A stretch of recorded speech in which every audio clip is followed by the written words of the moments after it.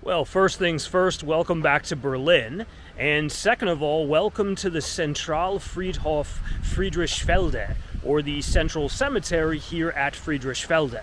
Actually, we're in the former East Berlin borough of Lichtenberg, but nonetheless, the reason why I've decided to come to this cemetery is because it's one of the most well-known in all of Berlin. And the reason for that, well, there's a lot of legends of the German workers' movement who are laid to rest here. A lot of names that are actually internationally renowned, like Ernst Thälmann and Rosa Luxemburg. So I think what we'll do, because it's a Wednesday afternoon, and to be honest, I haven't seen a single soul here yet, I think we'll just have a little walk around, and we'll get to know the incredible history of this cemetery. Alright, so the first thing that you'll see when you enter the cemetery is off in the distance a little something that says Gedenkstätte der Sozialisten.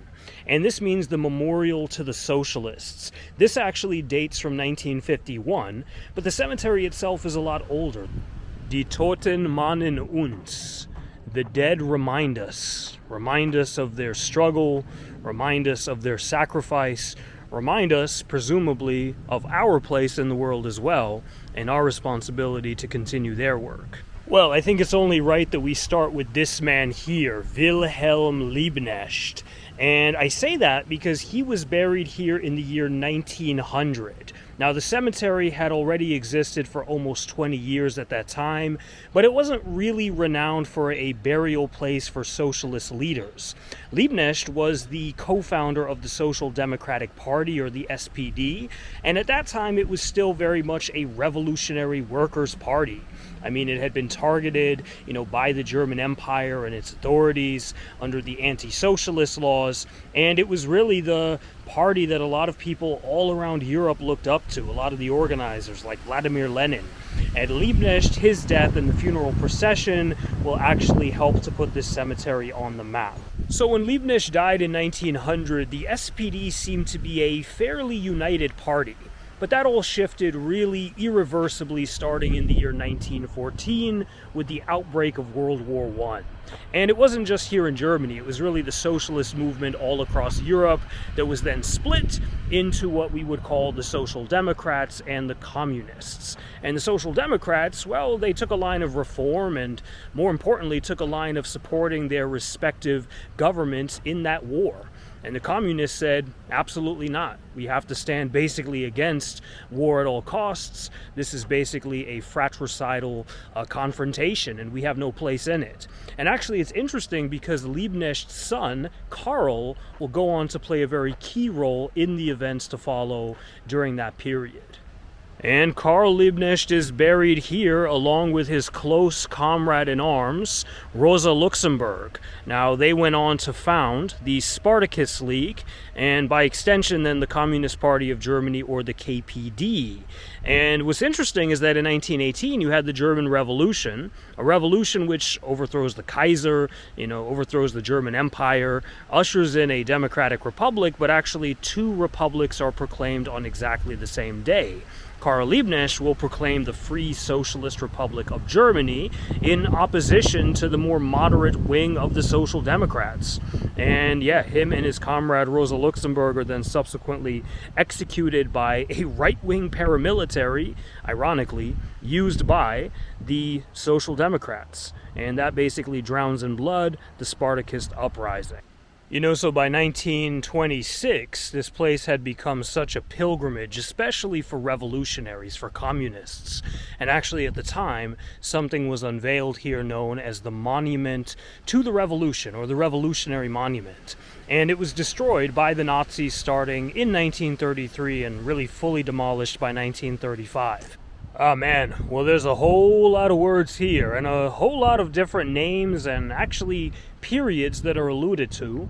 I mean, first you have again the November Revolution of 1918, and then the fight, the Spartacist uprising of January of 1919. Then you have a commemoration to those who fell trying to establish the Bavarian Soviet Republic, very short-lived. Also events in 1923 when there was another uprising, potential revolutionary upsurge here in Germany, and then those who fell in the Spanish Civil War, fighting against fascism on behalf of the progressive Spanish Republic.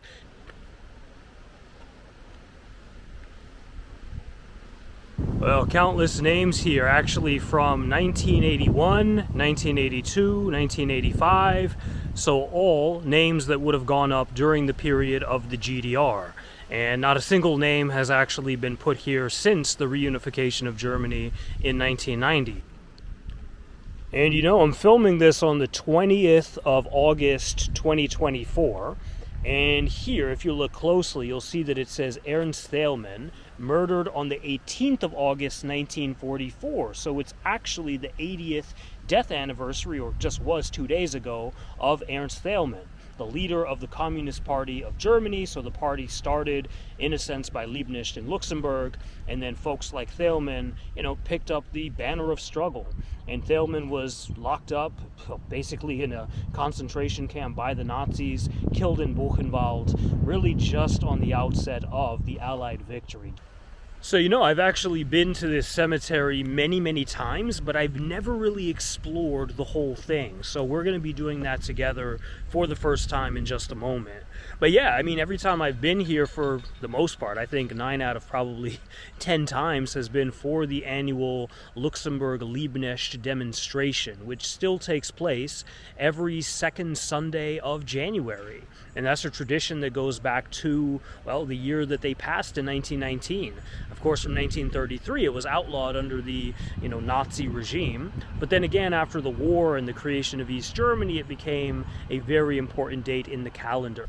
Well, we have something here, Den Opfern des Stalinismus, or the victims of Stalinism. This is a much more recent addition. This has actually only been here since German reunification, and not even right after. I think like in the last 15, 20 years. But it basically is supposed to pay tribute to the socialists and communists and social democrats, those on the left who were fighting for a better world and actually fell victim within the Soviet Union in particular to the purges and things like this. And here is a dedication, not sure if he's buried here or not, but Herbert Neumann, who was actually shot at the age of 19 in a confrontation with a police sergeant.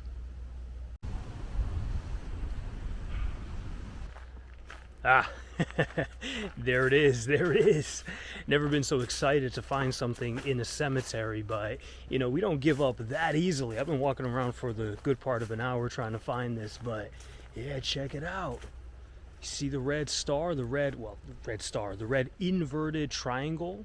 So one of the symbols that was worn by prisoners in the concentration camps.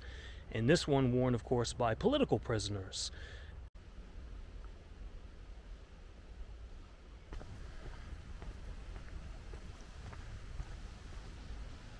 And here you actually have information about every single person who is on that outer ring. So some of the names that maybe are not as well known as, of course, the big shots of the international and, of course, German workers' movement. But yeah, man, everybody who was considered quite significant, at least as far as the East German authorities were concerned. Man. Yeah, I'm glad that I came here today. I've seen a sum total, by the way, of 3 human beings across the entirety of the cemetery, and I've been here for the good part of about 2 hours. But yeah, I figured I would just give you a little glimpse into the Zentralfriedhof Friedrichfelde. So if you ever come to Berlin, or if you happen to be here already, definitely do stop by. And I'll try to come here again in January of next year so we can check out the way that it looks for that annual Luxemburg-Liebknecht demonstration and commemoration.